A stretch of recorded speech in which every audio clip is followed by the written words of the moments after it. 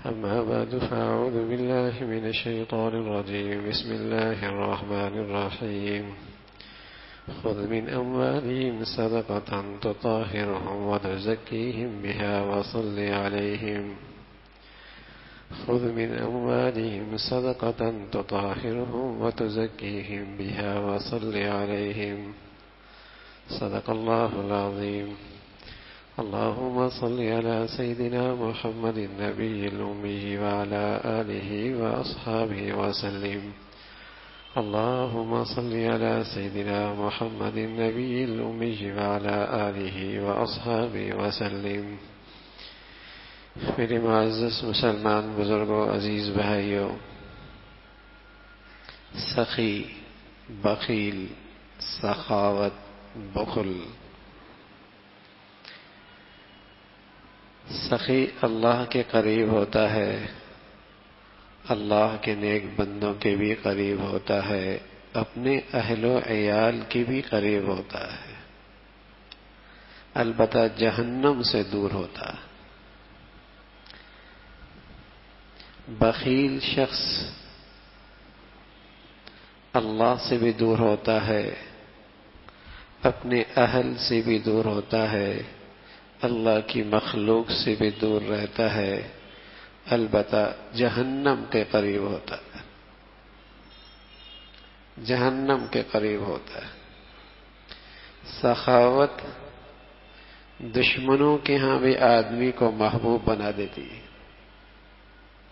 اور بخل بس اوقات اپنے اور اپنی اولاد کے ہاں بھی آدمی کو قابل نفرت بنا دیتی.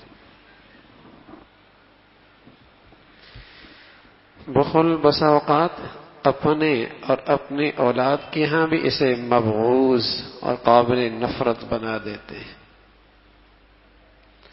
اس لیے ہمیشہ مسلمانوں کا قومی مزاج سخاوت کا رہا ہے. مسلمان سخی ہوا کرتا ہے. السخی حبیب اللہ. مسلمانوں کا قومی مزاج سخاوت رہا ہے. اس کا امیر بھی، اس کا غریب بھی، اس کا مرد بھی، اس کی عورت بھی سخی رہی ہے. سخاوت کے لیے دولت کا زیادہ ہونا شرط نہیں ہے. سخاوت کی ایک بہت بڑی شکل ہے، ایک بہت بڑی شکل ہے کہ دولت تو اس کے پاس نہیں ہے، پیسہ بھی نہیں ہے اس کے پاس کہ کسی پہ خرچ کرے، لیکن دنیا والوں کی دولت پر اس کی طمع اور حرص کی نظر بھی نہیں ہے. یہ بھی بڑی سخاوت ہے. کسی کی دولت پر اس کی طمع اور حرص کی نظر بھی نہیں ہے. یہ بھی سخی ہے، یہ بھی سخی ہے. تو سخی، سخاوت یہ مسلمانوں کی امتیازی شان رہی ہے، قومی مزاج رہا ہے. اس کا امیر اور غریب. امام تیمیہ رحمۃ اللہ علیہ نے لکھا کہ اللہ نے ابراہیم علیہ السلام کی طرف وحی بھیجی کہ تم جانتے ہو ہم نے تمہیں اپنا خلیل کیوں بنایا ہے؟ فرمایا اللہ آپ ہی زیادہ جانتے ہیں. فرمایا ہم نے یہ دیکھا ہے العطاء احب الیک من الاخذ، کہ تمہیں لینے سے زیادہ دینے کی خوشی ہوتی ہے، تمہیں لینے سے زیادہ دینے کی خوشی ہوتی ہے. سخی. تو مسلمانوں کا مزاج رہا ہے دینے کا. رسول اللہ صلی اللہ علیہ وسلم فرمایا کرتے تھے الید العلیٰ خیر من الید السفلیٰ، اوپر کا ہاتھ نیچے کے ہاتھ سے بہتر ہے. اوپر کا ہاتھ نیچے کے ہاتھ سے بہتر. تو مسلمانوں کا یہ مزاج رہا ہے سخاوت، اللہ کے لیے خرچ کرنے والا. اس لیے کہ اس میں اس کی دنیا آخرت کی فلاح تھی، اس لیے کہ اس میں اس کی جسمانی اور روحانی صحت تھی. اس لخاوت میں اس کی دنیا آخرت کی فلاح ہے، اس کی جسمانی روحانی صحت ہے. اسے جسمانی صحت بھی ملتی ہے، روحانی صحت بھی ملتی ہے. حضور علیہ الصلوۃ والسلام فرمایا کرتے تھے وَدَاوُوا مَرَضَاكُمْ بِالصَّدَقَةِ، اپنے مریضوں کا جسمانی علاج کرو صدقات کے ذریعے. اللہ کہتا ہے خُذْ مِنْ أَمْوَالِهِمْ صَدَقَةً تُطَهِّرُهُمْ وَتُزَكِّيهِمْ بِهَا، ان سے صدقہ لو کہیں مال کی محبت ان کے دلوں میں جڑ نہ پکڑے. یہ بڑا فتنہ ہے، کہیں یہ مال ان کے لیے فتنہ نہ بن جائے. ان سے صدقات لیتے رہو، ان کا مزاج سخاوت پہ لاتے رہو، کہیں یہ مال فتنہ نہ بن جائے. حضور علیہ الصلوۃ والسلام فرمایا کرتے تھے لِكُلِّ أُمَّةٍ فِتْنَةٌ وَفِتْنَةُ أُمَّتِي الْمَالُ، ہر امت کا کوئی فتنہ ہوتا ہے، میری امت کا فتنہ مال ہے. اور ہر شخص سر کی آنکھوں سے دیکھ رہا ہے، مشاہدہ ہے اس فتنے نے کیا فساد بچائے. اس مال نے بہن اور بھائی کو عدالت میں آمنے سامنے کھڑا کر دیا ہے. اس دولت اور اس زمین نے بھائی اور بھائی کو عدالت میں ایک دوسرے کا دشمن بنا دیا ہے. اس دولت اور اس پیسے نے اسے عیاش بنا دیا ہے، اسے شرابی بنا دیا ہے، اسے بدکار بنا دیا ہے، اسے گندگیوں کے اڈوں کا عادی بنا دیا ہے. اس دولت نے اسے ظالم بنا دیا ہے. مال فتنہ بن گیا اس کے. اور تو اور یہ فتنہ تو ہے ہی نا کہ ہر وقت 2 سے 3 بنانے کی فکر لگی ہوئی ہے. ہر وقت 3 سے 4 بنانے کی فکر دامنگیر ہے. ہر وقت 4 سے 5 بنانے کی فکر اس پہ سوار ہے. کسی کروڑ سکون نہیں، کسی کروٹ یکسوئی نہیں ہے اللہ کی طرف. نہ اس کے پاس نماز کی فرصت، نہ تلاوت کا وقت، نہ آخرت کی فکر، نہ اولاد کی تربیت. ایک مشین بنی ہوئی ہے پیسہ کمانے کی. لِكُلِّ أُمَّةٍ فِتْنَةٌ وَفِتْنَةُ أُمَّتِي الْمَالُ، ہر امت کا ایک فتنہ ہے، میری امت کا فتنہ مال ہے. اور ہر شخص اپنی آنکھوں سے دیکھتا ہے اس فتنے نے کیا آگ لگائی ہے. کیسے اس انسان نما انسان کو خون خوار بھیڑیا بنا دیا ہے، حریص بھیڑیا بنا رکھا ہے اسے اس مال کے فتنے نے.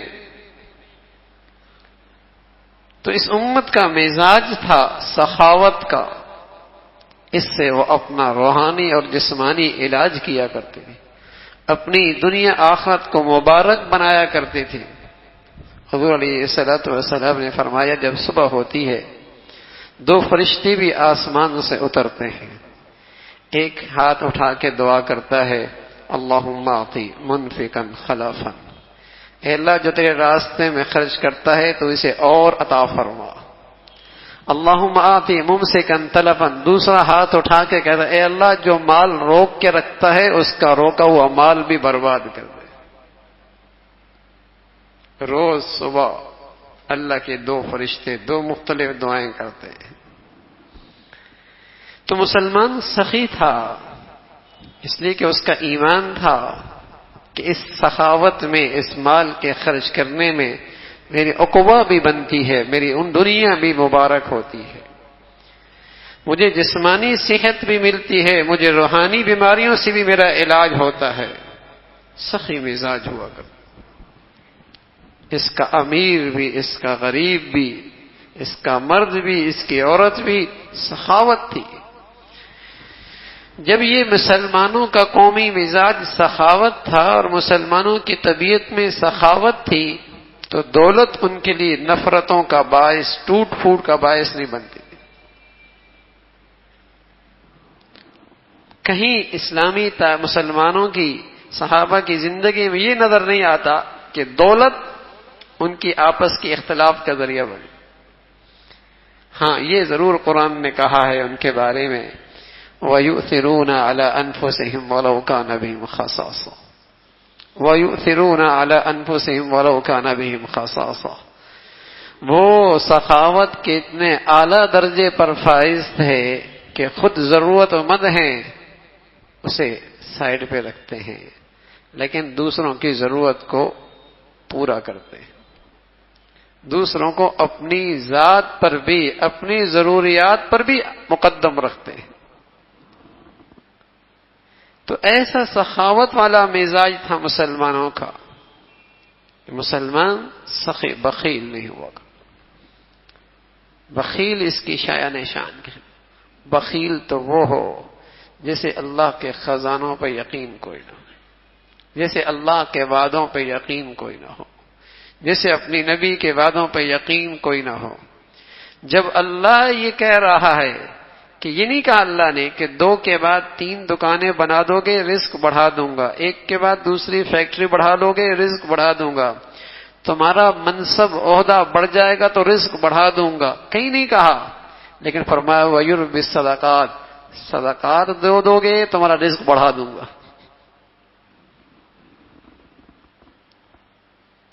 صدقات دو گے تمہارا رزق مبارک کر دوں گا, کبھی کیفیت میں بڑھا دوں گا کبھی کمیت میں بڑھا دوں گا, کبھی 1 سے 2 کر دوں گا کبھی 1 سے وہ کر دوں گا جو 10 سے بھی نہیں ہوتا, ایسا بڑھا دوں گا. تو جب مسلمانوں کو اپنے اللہ پر اعتماد ہوتا تو وہ سخی ہوا, بخل نہیں. پھر وہ کہتا ہے اس سے میری دنیا کی بڑھوتری بھی ہے آخرت بھی مبارک ہے. من ذا الذی یقرض اللہ قرضا حسنا فیضاعف له اضعافا کثیرا. یہ اللہ کہہ رہا ہے کون ہے جو ہمیں قرض دے اور جو ہمیں قرض دے گا اللہ جو خزانوں کا بادشاہ. وَلِلَّهِ خَزَائِنُ السَّمَاوَاتِ وَالْأَرْضِ. وہ اللہ کیا کہہ رہا, ہم اسے کئی گنا بڑھا کے دے دیں گے. اور پھر ایک مثال دی کتنا بڑھا کے دیں گے.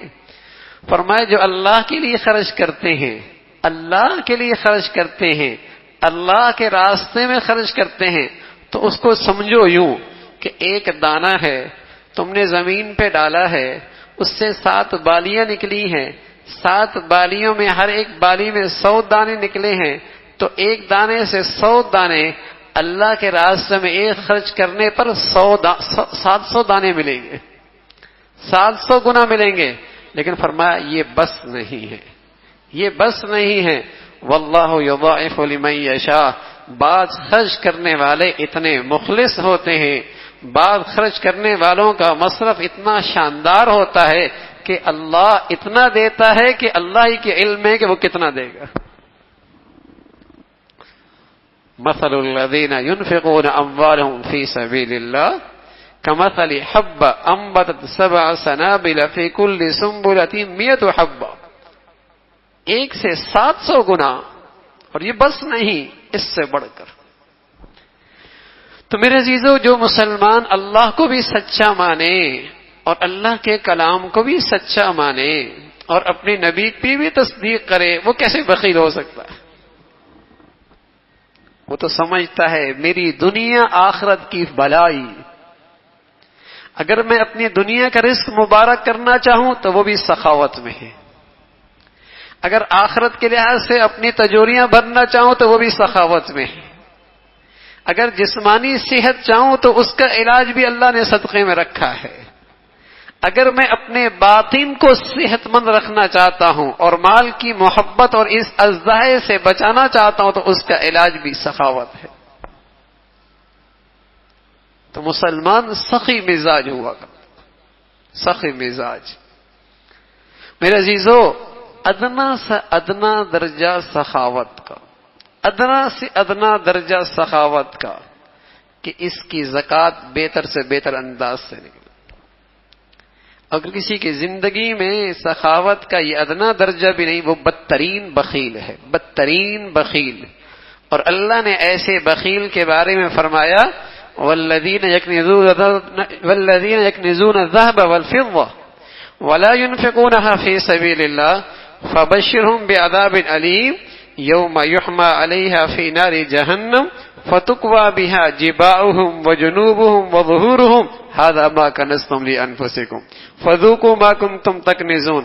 جو سونے اور چاندی کو اکٹھے کرتے کرتے کرتے بھرتے چلے جا رہے ہیں، خرچ کرنے کے لیے تیار نہیں ہیں، یہی دولت، یہی سونا جہنم کے اندر اسے گرم کیا جائے گا، اور پھر اس کے پہلوؤں کو اور اس کے پشت کو اور اس کے پیشانی کو داغا جائے گا اور کہا جائے گا ھذا ما کنزتم لانفسکم، یہ ہے تیرا خزانہ، یہ ہے تیرا خزانہ. رسول اللہ صلی اللہ علیہ وسلم فرمایا کرتے تھے جو آدمی دنیا میں سخاوت اور صدقات کی کثرت کرتا ہے، معاشر کے میدان میں اسی صدقے کے بقدر سائے کے نیچے ہوگا، اسی صدقے کے بقدر معاشر کے اس میدان میں جہاں گرمی کی تپش اور اس کی شدت کا یہ عالم ہوگا کہ بعض بدنصیب اپنے پیشانی تک سینے میں ڈوبے ہوئی ہوں گے، لیکن جو آدمی صدقات اور سخاوت کا مظاہرہ دنیا میں کر گیا وہ اس کے لیے سایہ بن جائے گا. اور کوئی شخص بخیل بن کے دنیا سے چلا گیا تو یہی قبر میں اژدہا بن کے اسے آ کے ڈسے گا، یہی قبر میں آ کے اسے ڈسے گا. یہ ہے تیرا خزانہ، ھذا ما کنزتم لانفسکم فذوقوا ما کنتم تکنزون. تو میرے عزیزو، مسلمان سخی ہوا کرتا ہے، جنت کے قریب ہوا کرتا ہے، اللہ کے قریب ہوا کرتا ہے، اپنی اولاد اور اہل و عیال کے بھی قریب ہوا کرتا ہے. یہ مومن پھر جہنم سے دور ہوا کرتا ہے، اور یہ بخیل اللہ سے بھی دور ہوتا ہے، جنت سے بھی دور ہوتا ہے، اپنی اولاد اپنے اہل و عیال سے بھی دور رہتا ہے، ان سے بھی دور ہو جاتا ہے اور جہنم کے قریب ہوتا ہے. تو اللہ رب العزت ہمیں بھائی مسلمانوں کا یہ مزاج نصیب فرمائے، سخاوت والا. ہر شخص اس میں کمال کی کثرت کا خرچ کرنا نہیں، غریب ہے وہ اپنی مقدار سے خرچ کرتا ہے، امیر ہے اپنی مقدار سے خرچ کرتا ہے، لیکن اللہ کے لیے اس اللہ کو راضی کرنے کے لیے خرچ کرنے والا ہو. تختی مقصود نہ ہو، نام و نمود مقصود نہ ہو، نمائش مقصود نہ ہو، تعریف مقصود نہ ہو، بلکہ اپنے اللہ کو راضی کرنا مقصود ہو. یہ بہت بڑی نعمت ہے اور بہت بڑی نیکی ہے. اس سے دنیا آخرت کی برکتیں اللہ رب العزت نصیب فرماتے ہیں. سخی شخص مبارک ہوتا ہے، اس کی زندگی مبارک ہو جاتی ہے، اس کا رزق مبارک ہو جاتا ہے، اس کی صحت مبارک ہو جاتی ہے، اس کا مال مبارک ہو جاتا ہے، اور یوں اس کی پوری زندگی اللہ مبارک بنا دیتا ہے. پوری زندگی اللہ مبارک. اور برکت کس کا نام ہے؟ برکت کس کا نام ہے؟ سچ یہ ہے کہ برکت کو الفاظ کے پرایا دے ہی نہیں سکتے، اسے الفاظ کا لباس پہنا ہی نہیں سکتے. برکت تو برکتوں والوں کے پاس بیٹھنے سے ہی سمجھ میں آتی، برکت والوں کی زندگیاں دیکھنے سے ہی سمجھ میں آتی ہیں کہ اللہ رب العزت نے ان کے مالوں میں اور ان کی زندگیوں میں اور ان کے وقت میں کیا برکت نصیب فرمائی، کیا برکت نصیب فرمائی ہے. تو میرے عزیزو، برکت بہت بڑی دولت ہے. حضرات علماء نے سمجھانے کے لیے ایک مطلب لکھا، برکت کا ایک مطلب یہ ہے جس کی جب ضرورت پڑے اللہ آسانی سے مہیا کر دے، جس سے جب ضرورت پڑے اللہ آسانی سے مہیا کر دے. اور ایک مطلب یہ لکھا کہ نعمت کی شکل کتنی چھوٹی کیوں نہ ہو، لیکن اللہ اس نعمت سے اسے لطف اندوز ہونے کا موقع نصیب فرمائے.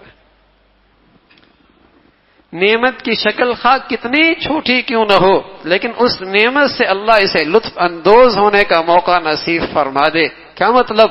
اللہ نے اس نعمت میں برکت بہت رکھی. گھر چھوٹا سا ہی کیوں نہ ہو، لیکن جاتی دل ٹھنڈا ہو جاتا ہے، کلیجہ ٹھنڈا ہی ہو جاتا ہے. اولادوں کو دیکھ کر ایسا لگتا ہے جنت میں پہنچ گیا ہوں. اور میرے عزیزو، 4000 گز پہ کوٹھی ہے، باہر ٹینشن پریشر کم تھا، گھر قدم رکھتی ایسا لگتا ہے کسی آگ کی بھٹی میں رکھا، ایسا لگتا ہے کسی کانٹوں کی سیج پہ رکھا ہے. اللہ نے گھروں سے برکت نکال دی ہے. کاروباروں سے برکت نکال دی ہے، دولت سے برکت نکال دی ہے، وقت سے برکت نکال دی ہے۔ سخاوت اللہ کی خاطر، اللہ کی خاطر مالوں کو خرچ کرنے سے اللہ زندگی، اللہ مال، اللہ اوقات، زندگی اللہ مبارک بنا دیتا ہے۔ اللہ یہ دولت ہم سب کو نصیب فرما دے۔ آخر دعوانا الحمدللہ رب العالمین۔